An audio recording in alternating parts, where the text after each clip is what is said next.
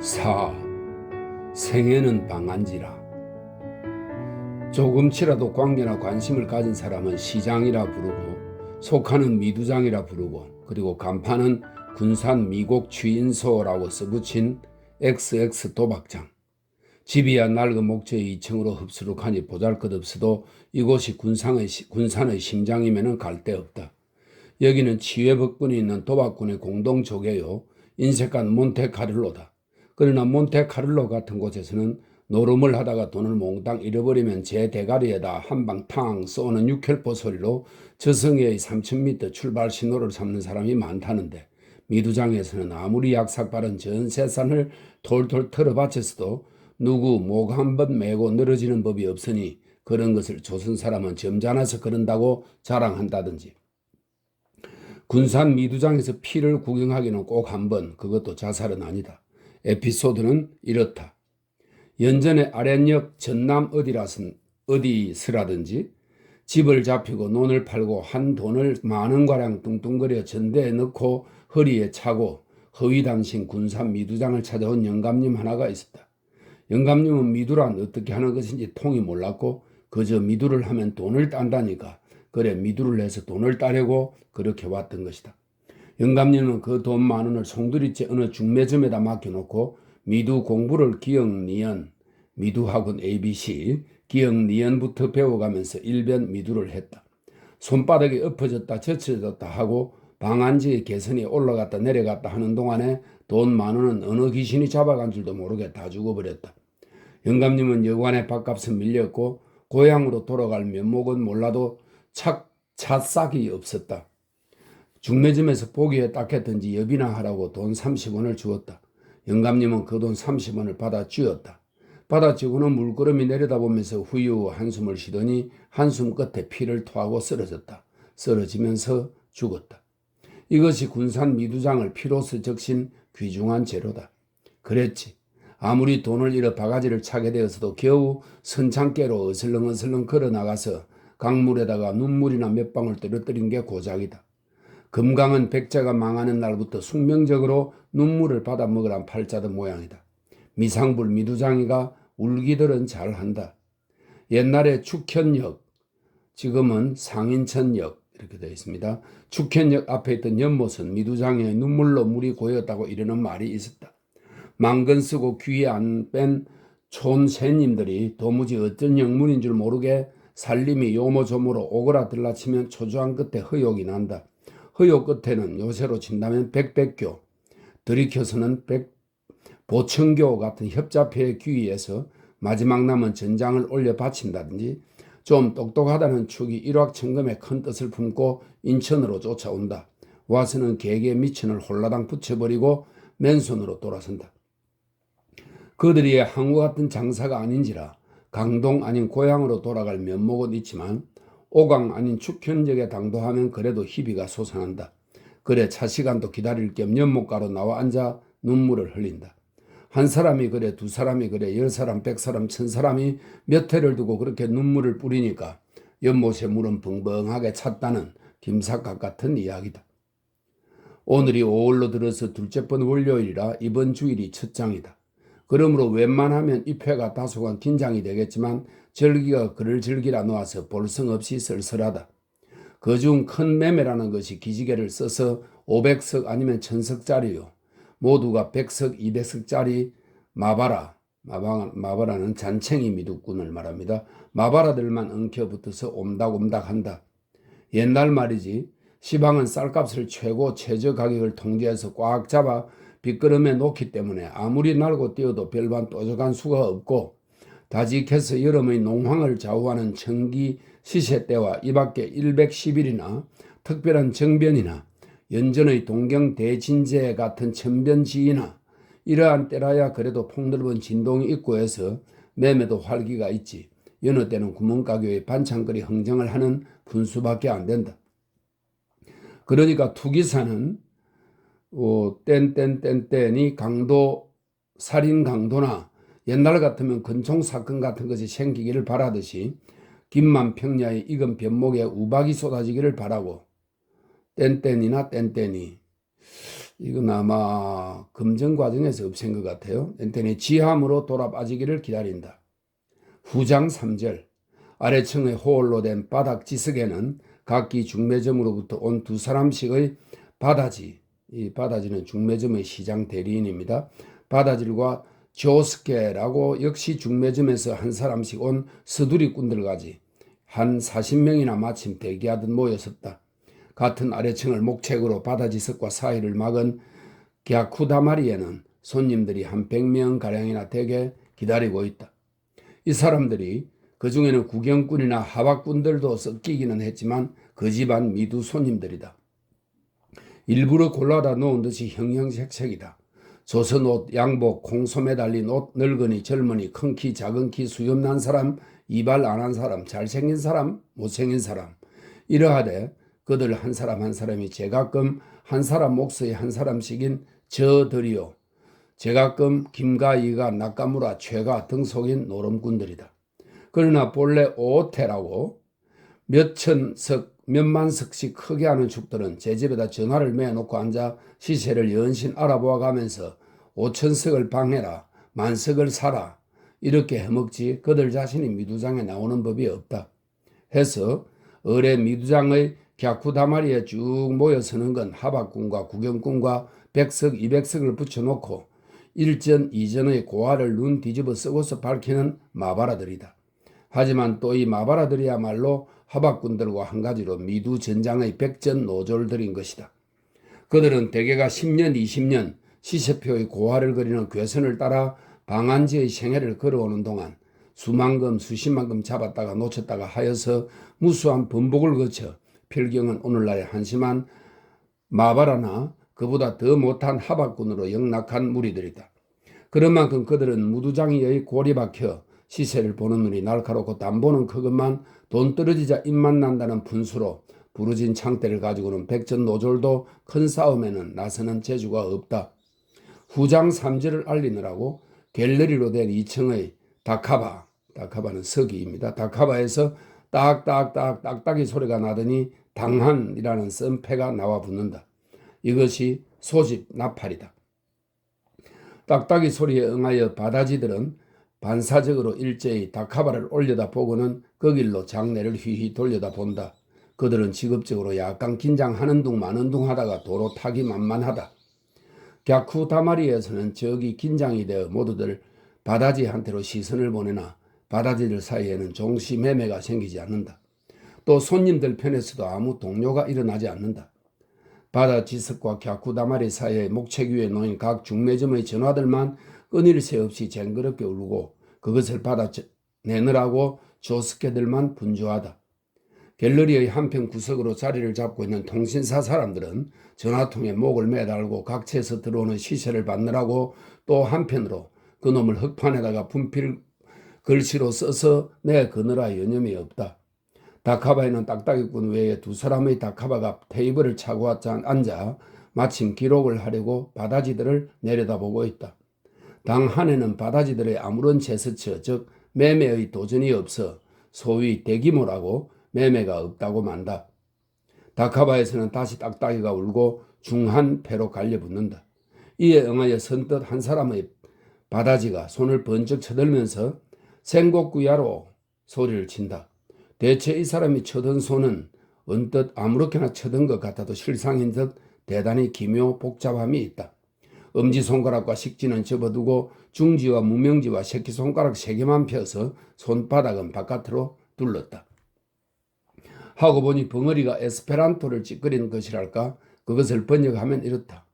끝에 손가락 3개를 편 것은 삼이라는 뜻으로 삼전이란 말이고 손바닥을 바깥으로 두른 것은 팔겠다는 말이고 그리고 생곡구야로는 쌀 3천석에 팔겠다는 말이다. 그러니까 즉 쌀 1,000석을 3전씩에 팔겠다 이런 뜻이다. 이 매매가 성립되자면 누구나 사고 싶은 다른 바다지가 응하고 나서야 한다. 장내는 조금 동요가 되다가 다시 조용하고 갸쿠다마리에서는 담배 연기만 풀신풀신 올라온다. 30원 3전이라는 시세에 바다지나 손님들이나 다같이 누가 그걸 하는 듯이 맹숭맹숭하다. 그래서 시테나시라는 걸로 중한도 매매가 성립되지 못한다. 본시 한산한 시기에는 당한과 중한에는 매매가 별반 없는 법인데 더구나 시세가 저조여서 매방이 경계를 하는 판이라 전절보다 일전이 비싼 30원 3전에 팔겠다는 걸 그놈에 응할 사람이 없을 것도 당연한 일이다. 세 번째 딱딱이가 울고 서남패로 갈려붙는다. 그러자 마침 기다리고 있던 듯이 갸쿠다마리 손님 하나가 바다지 한 사람을 기웃기웃 찾아 불러내다가는 목책 너머로 소곤소곤 귓속말을 한다. 바다지는 연신 고개를 까딱까딱 하면서 말을 듣는 한편 손에 들고 있는 금절표를 활활 넘기고 들여다본다. 이윽고 바다지는 돌아서면서 엄지손가락, 식지, 중지 세 손가락을 펴서 손바닥을 밖으로 쳐들고 고약구야로 소리를 친다. 이것은 8전, 29원 98전을 말합니다. 500석을 팔겠다는 뜻인데 그 소리가 떨어지자 장내는 더럭 흥분이 된다. 1초를 지체하지 않고 저편으로부터 다른 바다지가 팔을 쳐들어 안으로 들어오고 돋다 소리를 지른다. 그놈을 사겠다는 말이다. 이어서 여기저기 얕다 돋다 소리와 동시에 팔이 쑥쑥 올라오고 소리는 한데 엉켜 왕왕거리는 아우성 소리로 변한다. 치켜올린 바다지들의 손과 손들은 공중에서 서로 잡혀진다. 커다란 혼잡이다. 바다지석은 혼화 속에서 뒤끓는다. 다카바들은 눈을 매눈같이 휘두르면서 손을 제게 놀려 기록을 한다. 바다지와 다카바는 매매를 하느라고 흥분이 되고 이편 갸쿠다마리는 시세 때문에 흥분이다. 그도 그름직한 일이다. 오늘 아침 전장 요리스께 30원 12전으로 장이 서가지고 전장 도매 홑 9전, 후장 요리스께 홑 7이 2절에 가서 5전이 더 떨어져 홑 2전으로 되더니 3절에는 마침내 그처럼 30원대를 무너뜨리고 8전, 29원 98전으로 또다시 사정이 떨어졌던 것이다. 현물이 품기요 정미도 값이 생해서 기미도 일반으로 오르게만 된 형세건만 도리어 이렇게 떨어지기만 해놔서 스요키들한테는 여간 큰 타격이 아니다. 만일 이대로 떨어져 가기로 들면 후장 도매까지에는 다시 4~5정은 더 떨어지고 말 것이고 한다면 도통 20정이 오늘 하루에 떨어지는 셈이다. 표준 미가 이후 하루 동안에 100정이니 200~300정이니 하는 등락은 이미 옛날의 꿈이요. 진폭이 빈약한 오늘날 더구나 한산한 이 시기에 하루 20정의 변동은 넉넉히 흥분거리가 될 수 없는 게 아니던 것이다. 갸쿠다마리의 얼굴들은 대번 검을 그은 듯이 두 갈래로 갈려버린다. 판 사람들은 턱을 내밀고서 만족하고 산 사람들은 턱을 오므리고서 시치름하고 이것은 천하에도 두 가지밖에 더 없는 노름꾼의 표정이다. 이처럼 시세가 내리 쏟기자 태수의 친구요 중매점 마룻강의 바다지인 곱사형보는 팽팽한 이마살을 자주 찌푸리면서 손에 쥔 금절표를 활활 넘겨본다. 사각 안에다가 영서로 K자를 넣은 것이 태수의 마크다. 60원 중금으로 600원에 1000석을 산 것인데 이제 앞으로 10정만 더 떨어져서 29원 80전까지만 가면 정금으로 들여놓은 600원은 수수료까지 쳐서 한 푼 남지 않고 아시다. 형보는 잠깐 망설이다가 곱사등을 내두르고 아기작 전화통 앞으로 가더니 옆에 사람들의 눈치를 슬슬 살펴가면서 땐은행 군산지점의 전화를 부른다. 태수한테 기별을 해주려는 것이다. 그러나 만일 한낱 행운으로 미두를 한다는 소문이 퍼지게 되고 보면 더구나 모범 행운이라는 고태수로 그런 눈치를 은행에서 알게 되는 날이면 일이 재미가 적고 않더라. 이러한 전화는 걸고 받고 하기에 서로 조심을 한다. 땐은행 군산지점 당자교의 창구멍 안에 앉은 고태수. 그는 어젯밤을 새워 먹은 착취로 골머리가 띵하니 아프고 속이 메시꺼운 것을 겨우 참고 시간 되기만 기다린다. 3시 전이니 아직도 1시간이 더 남았다. 그래, 팔걸이 시계를 연신 들여다보고는 하품을 씹어 삼키고 하는 참인데 마침내 급사 아이가 와서 전화가 왔다고 알려준다. 태수가 전화통 옆으로 가서 하이 나른하게 대답을 하는데 낼세 내야 하는 게 묻지 않아도 형보다. 태수는 혹시 시세가 올랐다는 기별이었으면 하고 은근히 가슴이 두근거린다. 왜 그래? 뻐개졌어. 30어대가 무너졌다는 말이다. 태수는 맥이 탁 풀려 그대로 주저앉을 것 같았다. 태수는 분명치 않은 소리만 낼 뿐 뭐라고 형편을 물어보고 싶어도 옆에서 상관이며 동료들이 듣는 데라 그야말로 벙어리 냉가슴 앓는 조다. 8절인데 여보게. 형부는 딱 바라진 음성으로 이기죽 이야기를 씹는다. 8절인데 끊어버리세. 글쎄고 개 못 떼니고 이대로 10점만 더 떨어지면 아시야 아시. 알아들어? 왜 정신을 못 차리고 이래? 그렇지만 인제 와서야 뭐. 태수는 지금 그것을 끊는데도 돈이라야 50원밖에 남지 않는 것을 이러고 저러고 하기가 도무지 마음에 내키지를 않던 것이다. 애초에 돈 1,000원이나 먹을까 하고 그래서 발등에 당장 내리는 불이나 끌까 하고 시세가 마침 좋은 것 같아서 쌀을 붙였던 것인데 1,000원을 먹기는 고사하고 본전 600원이 다 날아갈 판이니 깨끗이 밑창을 보게 두어둘 것이지 그까지 그 꼬랑지로 쳐진 50원쯤 시방 이 살판에 대수가 아니다.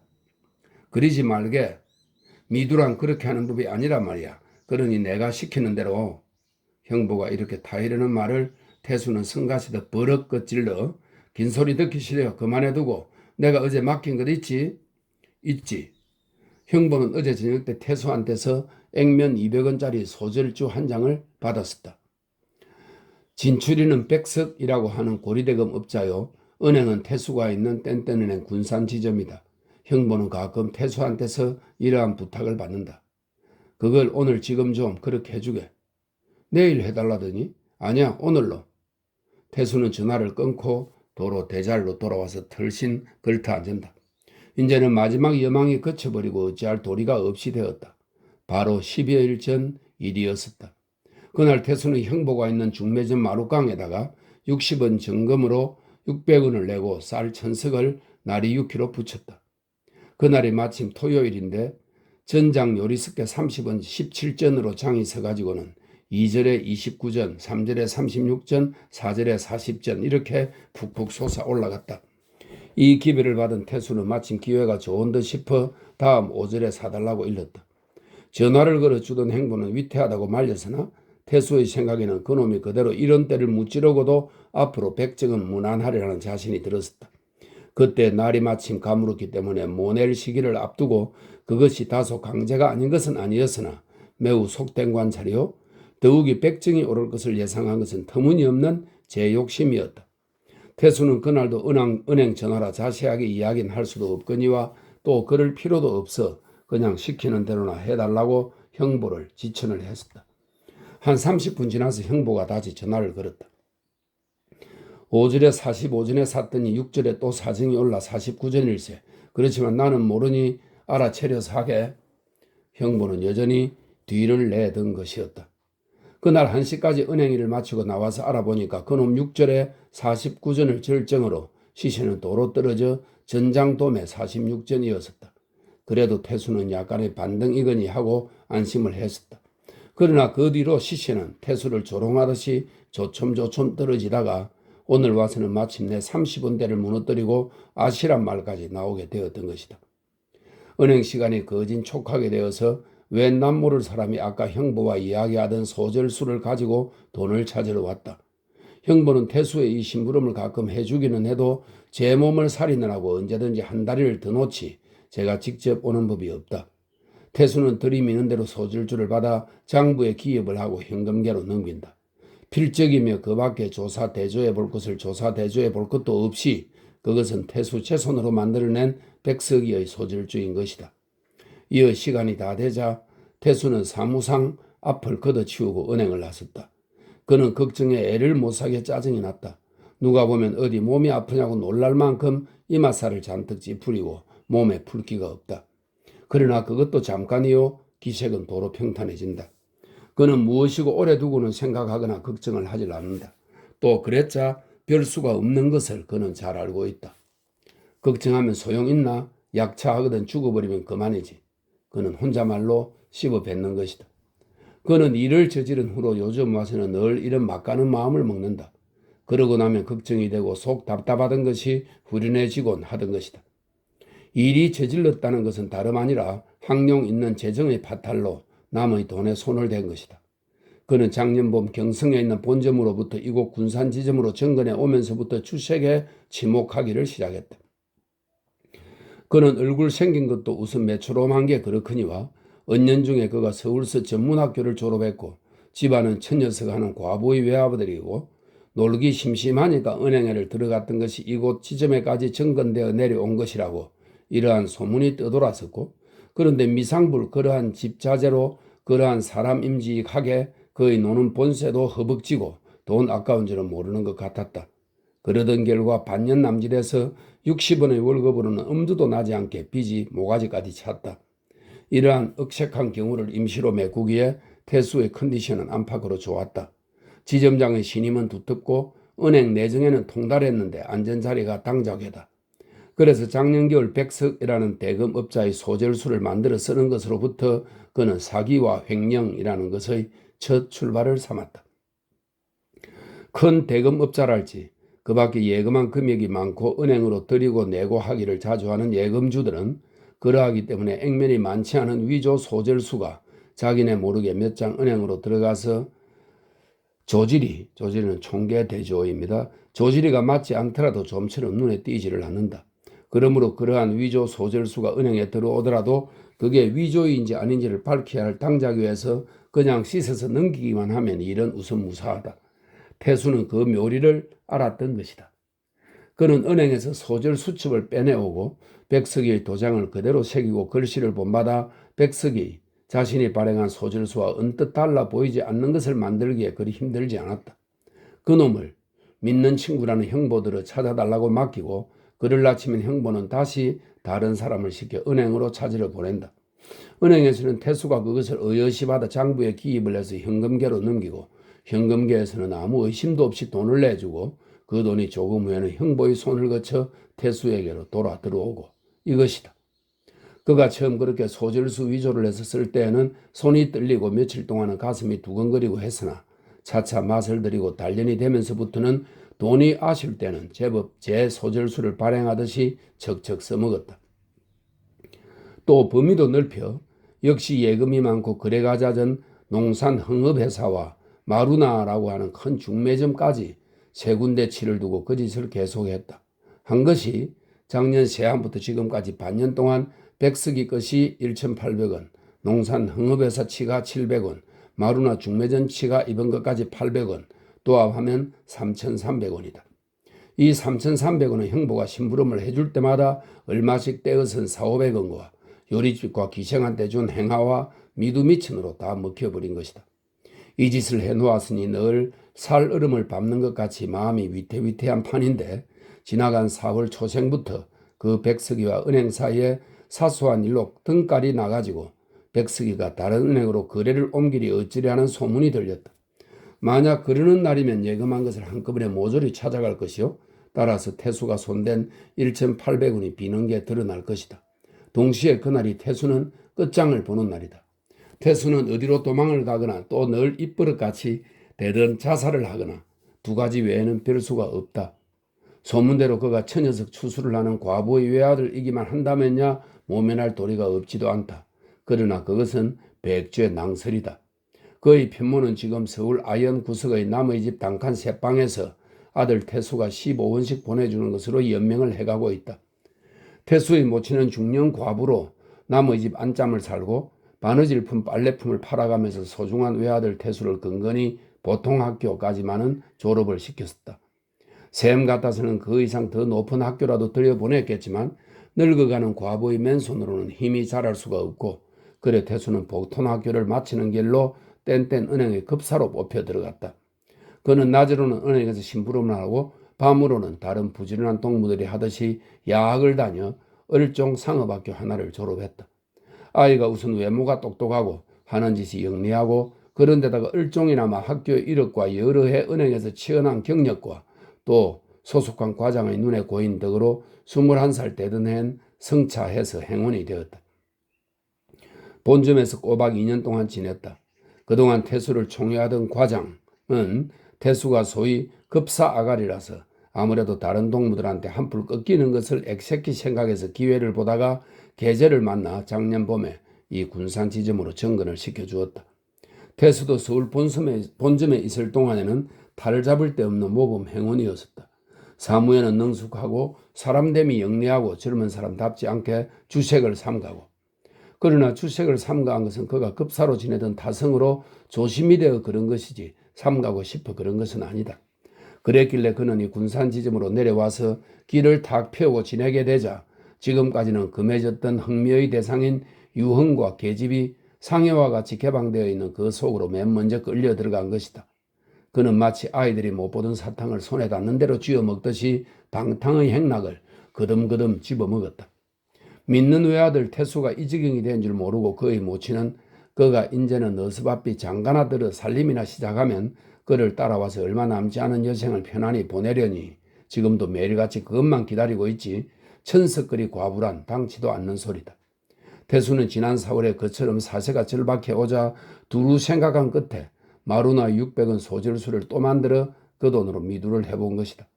전에도 가끔 500석이고 300석이고 미두를 했고 그래서 번번이 손을 보았지만 천석은 처음이다.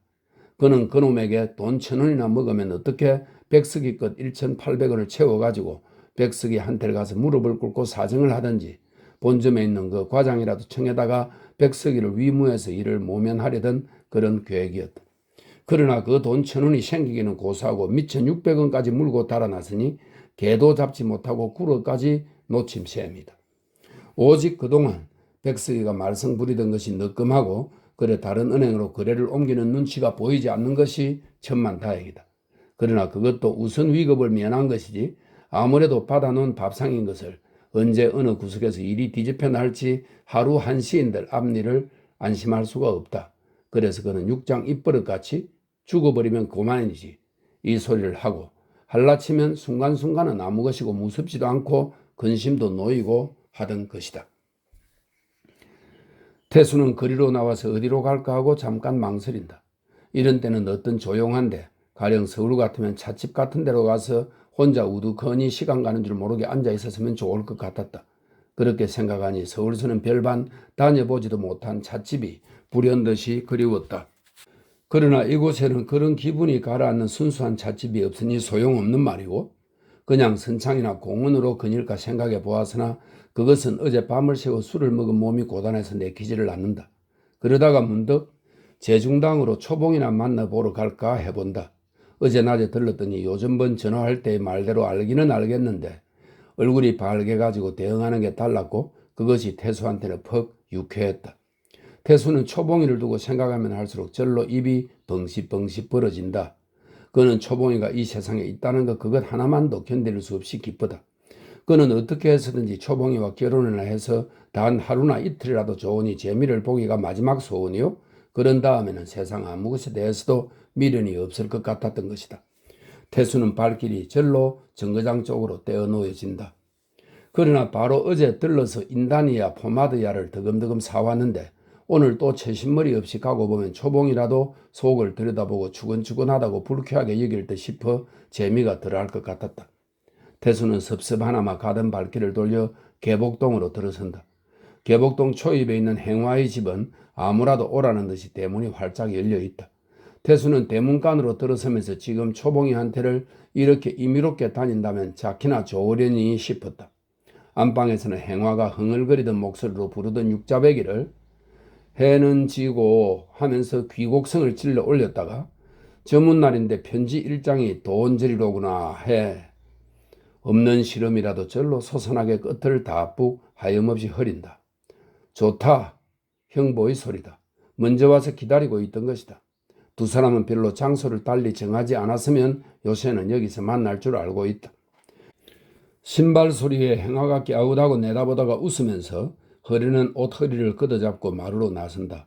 태수가 방으로 들어서니까 형보는 아랫목 보료 위에 사방침을 얕게 베고 누운 채 고개만 드는 신용을 하면서 인제 오나? 날이 좋은데 언적사나 나갈까 보다. 태수는 모자를 쓴 채로 방 가운데 털씬 주저앉으면서 혼잣말 같이 두렁거린다. 그는 조금 아까부터 그 생각이다.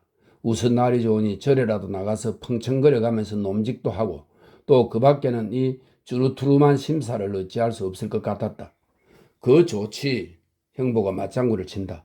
태수는 그러나 이어 딴 생각을 하느라고 그냥 우두커니 앉았다가 몇 전 도매냐고 묻는다. 단념은 했어도 그래도 조금 남은 미련이 있어 그놈이 있자고 해도 강박관념같이 주의를 끌었던 것이다.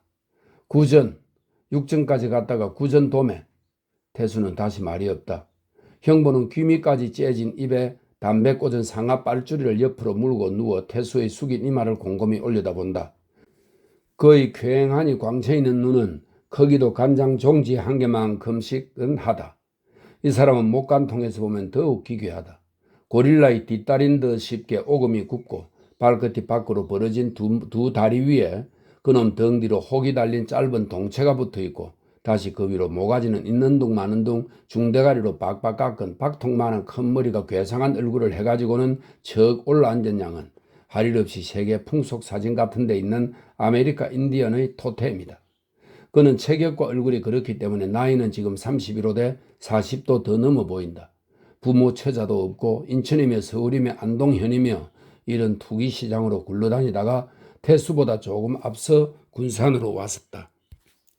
두 사람이 알기는 서울서부터이지만 이렇게 단짝이 되기는 태수가 군산으로 내려와서 외입판에 첫 발을 들여놓을 때의 병정을 서주면서부터다. 그러나 태수는 형보를 믿었고 절친한 친구로 여기지 결코 병정으로 알지는 않는다. 그래서 그는 의리를 지킬 각오까지도 있다. 형보도 표면만은 그러하다. 그래서 노상 태수의 일을 걱정하고 충고를 하는 체 한다. 남녀 세 사람은 형보와 행화까지 태수의 침울해 지르는 기분에 씁쓸려 한동안 말이 없다가 형보가 옅고 긴하게 그런데 여보게 태수 하더니 발딱 일어나서 도사리 왔는다. 좋은 수가 있기는 하나 있는데 자네 내가 시키는 대로 하려나? 수? 글쎄. 은행의 돈 점포낸 그 일에 대한 것인 줄 태수는 알아듣고도 뭐 그저 수락계 강낭 옥수수겠지 하는 생각에 그다지 내켜하지도 않는다. 자네 대체 어쩔 셈으로 이러나? 형부는 태수가 당겨 하지를 않으니까 이번에는 짐짓 걱정조로 캐자고 나선다. 아무 도리도 없지 뭐. 태수는 두 팔을 뒤로 짚고 뻐근히 다리를 뻗고 앉아서 담배만 풀심풀심 피운다. 그러면 잔말 말고 어쨌든지 나 하라는 대로 하게, 응? 어떻게? 지금 백석이까지 말을 꺼내는데 태수가 눈을 끔적끔적한다. 형부는 알아차리고서 행화를 돌려다본다. 행화, 미안하지만 걷는방으로 잠깐만 가서 있게 그러나, 응? 경대 앞에서 심심파적으로 눈썹을 다스리고 있던 행화가 세수 수건을 집어들고 일어선다. 난도 세수하러 나가려는 참이요. 와, 무슨 수가 생겨? 단단히 수가 생기네. 하, 오래간만에 장주사 덕분에 술 한잔 얻어먹나 보다. 언제 수 생기거든 아예 내 모같이 잊지 마소, 예? 아무렴 또 내가 잊어버리더라도 다 이 고주사가 있잖나? 아무래나 나는 모르겠다. 수나 더북하니 잡소들. 행화는 웃음 섞어 이런 소리를 하면서 마루로 나간다. 그래, 세 군데니 말이야. 형부는 행화가 다 나가기를 기다려 소곤소곤 이야기를 다시 내놓는다. 세 군데서 3,000원씩 한 10,000원 가량만 뽑아내면 이혼되는데 태수는 벌써 고개를 흔들고 시원찮아하다가 10,000원을 가지고 어떡하게? 그놈 10,000원을 가지고서 나하고 둘이서 서울로 가거든. 자네 혼자 가기가 적적하거들랑 저애 행화나 데리고. 하따 지레 그러지 말고 끝까지 들어봐요. 그렇게 서울로 가서 자넬라 그 문 밖에 아무데나 깊숙이 들어앉아 있으란 말이야. 3년 아니면 다직해 4년. 공금횡령 가지고 도망갔다가 잡히는 놈 못 봤네. 제기 상해나 북경 같은 데로 뛰었다도 잡혀와서 콩밥을 먹는데 항차 서울? 그야 저하기 나름이지. 조심을 안 하니까 붙잡히지. 죽은 듯기 들어앉아만 있으면 10년 가도 일 없어요. 태수는 말이 없이 혼자서 고개만 가로흔든다. 그는 잡히고 안 잡히고 간에 하루 이틀도 아니요 3, 4년을 그처럼 답답하게 처박혀서 숨어 지낸다는 것은 생각만 해도 진저리가 날 일이다. 돈을 마음대로 쓰고 돌아다니면서 즐겁게 노는 그런 움직이는 생활이 아니고는 차라리 죽음만도 못한 것이다. 그러니까 그는 일이 탄로나는 마당에 이르렀어도 자살로서 감옥 가기를 피하려는 각오를 하고 있는 것이다. 이러한 속도 모르고 형부는 연신 제 계획 설명이다. 그러니까 아무 염려 말고 한 3년 그렇게 참고 있으면 그동안 나는 그놈 10,000원을 가지고 앉아서 썩 돈장사를 한단 말이야. 응? 돈장사. 돈장사라니? 돈장사. 수영 할인 띄어먹는 거 말인데 자세한 것은 종차 이야기하겠지만 그렇게 10,000원을 가지고 종로바닥에 앉아서 재빠르게 납디면 3, 4년 안에 한 4, 5만 원쯤은 넉넉 잡네. 허황한 소리. 이건 속도 모르고 이래. 해만 보아요. 자, 이래서 한 4, 5만 원 잡히거들랑 그때는 자네가 자포낸 본전 1만 3천 원을 가지고 돌아와서 자, 돈을 가지고 왔으니 용서해 주시오 한단 말이야. 비는 장수 목 뺄 수 없다고 그렇게 돈을 물어내놓고 빌면 징역은 면할 테니까. 그리고 나서는 그 돈 나머지를 가지고 자네하고 나하고 다시 장사를 하면 부엿하잖아. 어때? 글쎄, 그것도 자네가 친구를 생각하는 마음으로 그러는 것이니 고맙기는 고마워요. 그러니 종차 생각해 보세마는. 자네가 그렇게 내 속을 알아주니 말이지. 그게 내한테도 여간만 위태한 일이 아닐세. 잘못하다가는 나도 콩밥 아닌가? 그렇지만 하도 자네가 사정이 딱하니까 친구로 앉아서 그냥 보고 있을 수도 없고 해서 그러는 것이지. 그러니까 자네도 생각하려니와 내 일을 내가 생각해서라도 여간한 조심할 배가 아니거든. 그러나 형부는 태수를 위해서 그런다는 것은 생판 입에 발린 소리요. 또 그렇게 만 원을 빼준데도 지금 이야기한 대로 행할 배짱은 아니다. 형부는 늘 두 가지의 엉뚱한 계획을 품고 지낸다.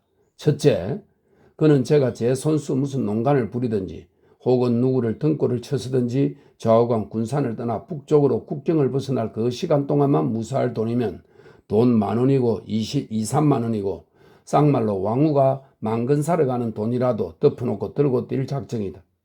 뛰어서는 북경으로 가서 당대 세월 좋은 금제품 밀수를 해먹든지 훨씬 더 내려야 앉아 상해로 가서 계집 장사나 술 장사나 또 두 가지를 겸쳐 해먹든지 하자는 것이다. 그는 재작년 겨울 이 군산으로 옮기기 전에 한 반년 동안이나 상해로 북경으로 돌아다닌 일이 있었고 이 영업 목록은 그때 얻은 현지 지식이다. 그래서 그는 어떻게 하면 돈 만 원이나 올가미를 씌울까 육장 궁리가 그 궁리인 것이다. 또 한 가지는 그처럼 형무소가 뜰미를 쫓아다니는 위태한 것이 아니라 썩 합법적인 수단인데 눈치로 보아 어리숙한 미두 손님 하나를 친하든지 엎어 삶든지 해서 계제를 보아 쌀을 한 500석이고 1000석이고 붙여달라고 한다. 아직도 미두장 인심이란 어리숙한 데가 있어서 그게 노상 그럴 수 없으란 법은 없다. 그렇게 쌀을 붙여주면 그놈을 시시를 보아가면서 눈치 빠르게 요리조리 대작거린다. 만일 운이 터이기만 하려 들면 한 1, 2년 그렇게 주무르는 동안에 돈이나 한 5, 6천 원 만들기는 그다지 어려운 노릇이 아니다. 그놈이 그처럼 여의에서 2, 3년 내에 5, 6천 원이 되거들랑 그때는 미두장에서 손을 싹싹 씻고 서울로 올라간다. 올라가서 그놈을 미천 삼아 1, 200원, 2, 300원, 기껏 커야 4, 500원짜리로 이렇게 잔머리만 골려 수영 할인을 떼어 먹는다. 이것도 착실히만 하면 한 10년 후에 가서 몇만 원 잡을 수가 있다. 몇만 원 가졌으면 좋기 평생이다. 그래야지. 만일 미두장에서만 어물어물하고 있다가는 피천 한 푼 못 잡고 근처의 수두룩한 하박군 신세가 되기 마침이다는 것이다. 이렇게 그는 투기사답지 않게 염량을 차리고 그러한 두 가지 계획을 품고서 늘 기회를 엿보던 차에 언덕이야시피 다들린 게 태수의 일이다. 그는 태수가 만일 말을 들어 돈을 만 원이고 둘러 빼만 주면 태수야 어떻게 되거나 말거나 저 혼자서 그 돈을 쥐고 간다 보아라. 북경 상해 등지로 내 뺄 배심이다. 그래 사무 침이 넘어가게 구미가 당기는 판이라 벼르고 있다가 실컷 말을 내던진 것인데 의외로 이건 도무지 맹숭맹숭 좋은 말로 어물쩍하리니 하니 시방 속으로는 태수가 까죽이고 싶게 미워서 견딜 수가 없다. 요놈의 새끼 네가 영영 내 말을 안 들으만 보아라. 아무 때고 한번 골탕을 먹여줄 테니. 형부는 마침내 이런 앙심을 먹고 말았다. 이야기가 허지부지해서 둘이는 시무룩하고 앉았는데 행화가 천냥만냥 다 했소? 하고 얼굴을 씻으면서 방으로 들어온다. 형부는 속이 쫓자는 끝이라 다 했다네. 어째 밍밍한 게 술 얻어먹을 것 같지 않다. 행화는 경대 앞으로 앉아 단장을 시작한다. 어디 지휘 받았나? 아니, 그런데 웬 세수를 벌써? 나도 영업인데 이렇게 마침 차리고 있다가 인력기가 오거든 힝하니 쫓아가야지. 그래야 한 푼이라도 더 벌지 않겠니요? 않는기요? 치를 뜨는구나. 하다가 형부가 그 말 끝에 생각이 나서 태숙계로 대고 그런데 여보게 이 사람 저것은 어떡하려나? 쌀 붙인 것 말이다. 내버려 두지 뭐. 태수는 담배만 피우고 앉았다가 겨우 봉해했던 입같이 떨어진다. 내버려 두자니 5, 60원은 돈 아닌가? 그러니 차라리 날 주게. 잘 대작거려서 담배값이나 뜯어 쓰겠으니 제발 그러게 그려. 태수는 성가신 듯이 얼핏 승낙을 한다. 그는 꺼림칙하게 꼬리를 물려놓고서 아주 끊어버리기도 싫고 그런 것을 형보가 이렇다거니 저렇다거니 조르는 게 그만 머리살이 아프게 귀찮았던 것이다. 그러나 태수나 형보나 다 같이 그 끄트머리가 그 이튿날부터 크게 조화를 부릴 줄은 꿈에도 생각을 못한 것은 물론이다. 고마우이. 형보는 태수의 승낙을 받고 싱글벙글 좋아한다. 어쩌면 내일로 닥쳐오는 그 쌀 천석의 운명을 미리 짐작하고서 좋아하는 것 같이도 되었다. 아닌 게 아니라 그러니까 노름이란 도깨비 살림이라지만 그놈이 바로 그 다음날 가서 형보가 미처 끊을 겨를도 없이 한몫 20정이 푹 올라간 것이며 그것을 계제 좋다고 잡아 끊었다가 그놈으로 덜거리를 삼아 다시 쌀을 몇 배씩 붙여놓고 요리조리 대작거려서 반년 후에는 돈 1,000원이나 잡은 것이며 다시 1년 남짓에서는 형보의 곡진한 포부대로 5, 6천의 미천을 장만한 것이며 이러한 것은 태수는 물론 형보도 그 당장에야 상상도 못했던 일이다. 형보는 그 이튿날 당장 시세가 그처럼 20정이나 올라서 우선 200원 가까운 이익을 보았다는 것이며 그 뒤로는 부엉이 살림같이 차차로 늘어간다는 것을 꽉 숨겨버렸었다. 그러나 아무튼 그것은 그 날이 밝은 그 다음 날부터의 일이지 이 당장에서 형보가 그것을 미리 짐작하고 그래 좋아하는 것은 아니다. 혹시 귀신이 씌어되었다는 말이나 그것에 맞을런지 그래서 형보는 저도 모르고 좋아한 것인지는 몰라도 젠장 세상은 여반장이요 생에는 방한지라 형보는 끙 하고 일어나 쪽을 트리고 앉으면서 미두꾼들이 좋은 때고 은자는 때고 두루 쓰는 이 타령을 한바탕 위에다가 갑자기 아차 내가 깜빡 잊었군 하더니 축 처진 조끼 호주머니에서 불룩한 하도롱 봉투 하나를 꺼내어 태수께로 던진다. 아까 은행에서 찾아온 돈 200원이다. 거기 그대로 다 있네. 실상 잊었던 것이 아니라 그대로 저한테 두어두고 눈치를 보아 몇십 원 꺼낸 뒤에 태수를 주려고 했던 것이지만 이제는 미두하던 끄트머리를 얻어가졌으니 이 돈에까지 손을 댈 염치는 없었던 것이다. 태수는 형보가 미리서 손을 대지 않고 그대로 고스란히 두었다가 주는 것이 도리어 이상해서나 말없이 받아 봉투를 찢는다. 보이소 고주사에 돌아앉아서 단장을 하던 행화가 태수가 너무 말이 없이 시춤하고만 있으니까 그렇다고 그게 무슨 걱정이 되는 건 아니지만 그저 심심삼아 말을 청했던 것이다. 태수는 행화한테 주려고 돈 100원을 따로 세면서 근성으로 대답을 한다. 그는 한 주일 전에 오입을 하고 인해 다니면서 아직 인사를 치르지 못했었다. 글쎄 고주사 왜 그래? 와 그렇게 코가 쑥 빠졌소 예? 물 건너 첩 장인 죽었소? 망할 것. 아니 첩 장인이면 형보가 거들고 내다르면서 첩 장인이면 행화 아버지? 우리 아버는 벌써 옛날에 천당 갔소. 기생아범도 천당 가나? 모르제 그래도 갔길래 편제가 왔제. 그건 지옥에서 온 걸 잘못 본 걸다. 아니 천당이라 했던데 아이고 몇 번지라 했더라. 번지도 쓰고 천당 하나님 방이라 했던데. 아니야 그건 지옥에서 문초 받으러 잠깐 불려봤던 길일세.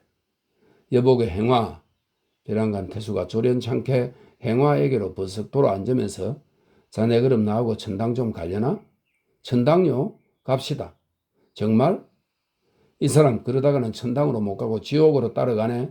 형보가 쐐기를 박는데 행화는 그대로 시치미를 따고 앉아서 정말 아니고 금세라도 갑시다. 행화나 형보나 다 농담이다. 농담 아니기는 태수다. 태수는 행화의 얼굴을 꺽 들여다본다. 여느 때도 독해 보이는 그의 눈자는 매섭고 광채가 난다. 그는 시방 들여다보고 있는 행화의 얼굴에서 행화의 얼굴을 보는 게 아니라 초봉이의 얼굴을 보고 있는 것이다. 그는 계집과 둘이서 천당을 간다는 말에서 정사라는 것을 암시를 받았고 그놈이 다시 초봉이와의 정사라는 데까지 번져나갔던 것이다. 문득 생각한 것이나 그는 무릎이라도 탁 치고 싶게 신기했고 장차 그리할 것이 통쾌했다. 태수는 이윽고 혼자서 싱긋 웃더니 갑자기 에라 모르겠다 소리를 치면서 벌떡 일어선다. 형부와 행화는 질겁하게 놀라서 한꺼번에 태수를 올려다본다. 자 이르들나게 자동차 불러 타고 소풍 삼어 언적사로 놀러가세. 언적사 좋지. 형부는 선뜻 맞장구를 치고 좋아하고 태수는 손에 여태 쥐고 있던 돈 100원이 그제야 생각나서 행화의 치마폭에다가 떨어뜨려준다. 어서 얼핏 옷 갈아입어. 아이가 일이 급해서. 행화는 돈에는 주의도 하지 않고 입술에다가 루저 칠만 한다. 빨리빨리. 서두르는 게 오늘 밤에 또 울어뒀다 고주사. 미쳤나 내가 울긴 왜 울어. 말도 마이소. 대체 그 초봉이라 하는 게 니꼬? 예? 장주사는 알지요? 알기는 아는데 나도 상판떼기는 아직 못 봤네. 행화는 제중당에 있는 그 여자가 초봉인 줄은 모른다. 모르고 어느 기생으로만 알고 있다. 오늘 좀 불러봤으면 좋겠다. 대체 어느 기생이길래 고주사가 그리 미망해져서 울고불고 그 야단을 하노? 허허허. 형부는 행화가 초봉이를 이름이 그럴 듯하니까 기생인 줄만 알고 그러던 것이 우습대서 끌끌거리고 웃는다. 태수도 썩이썩에 웃고 섰다. 예, 고주사. 난도 기생이니 오입쟁이로 내 혼자만 차지하자꾸만은. 그러니 강짜를 하는 게 아니라 고주사가 구만하도 미망해져서 날로 붙잡고 초봉이 하면서 우니 말이오. 잔말 마라. 아니다. 그러지 말라오. 오늘은 어떻게 생긴 기생인지 좀 구경이나 합시다. 예? 까불지 말래도 그래. 내 20평생에 까분단 말이사 처음 듣소. 예? 고주사 오늘 데리고 같이 갑시다. 어느 군반이요? 기생 아니야. 괜히 그런 소리 하다가는.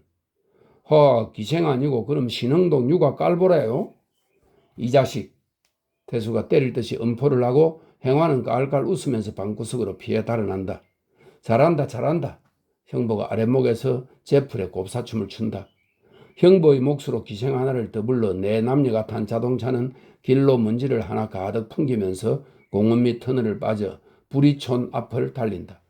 바른편으로는 바다에 가까운 하구의 벅찬 강물에 돛담배들이 담숭담숭 떠있고 강 건너 충청도 땅의 암마만 연산들 봉우리 너머로는 오울의 창공이 맑게 기울어져 있다.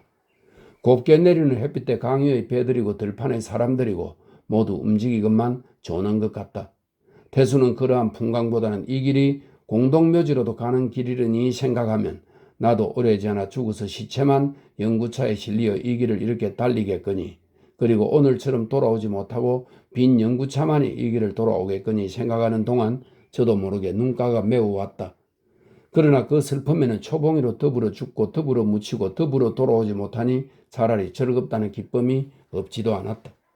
일행은 은적사로 나가서 술 섞어 저녁을 먹고 훨씬 저문 뒤에 시내로 들어왔다. 시내로 들어와서는 다시 요리집에 들어앉아 자정 후 2시가 지나도록 술을 먹고서야 파하고 헤어졌다. 태수는 술을 많이 먹느라고 먹었어도 종시 취하지를 못하고 몸만 솜피듯 피로했지 취하자던 정신은 끝끝내 초랑초랑했다. 그는 자동차를 타고 오다가 계복동 어기 행화집 집 앞에서 행화와 갈렸다. 행화는 기왕 늦었으니 제 집으로 들어가자고 권했고 태수도 그리 하고는 싶었으나 좋게 물리쳤다. 너무 여러 날 바깥잠만 자고 제 방을 비워두어서는 안 될 의무 한 가지가 있던 것이다. 태수는 바깥 주인 탑삭불이 한참봉이 차라리 첩의 집에 가지 않고 큰 집에서 자고 있기나 했으면 되레 다행이겠다고 생각하면서 지쳐만 둔 대문을 살그머니 여닫고 마당을 무사히 지나 뜰 아랫방인 제 방으로 들어갔다. 그러나 막 양복 저고리를 벗었을 때에 신발 끄는 소리와 연달아 방문이 열리면서 안주인 김씨가 눈이 셀쭉해가지고 말없이 들어서더니 다짜고짜로 와락 달려들어 태수의 팔을 덥석 물고 늘어진다.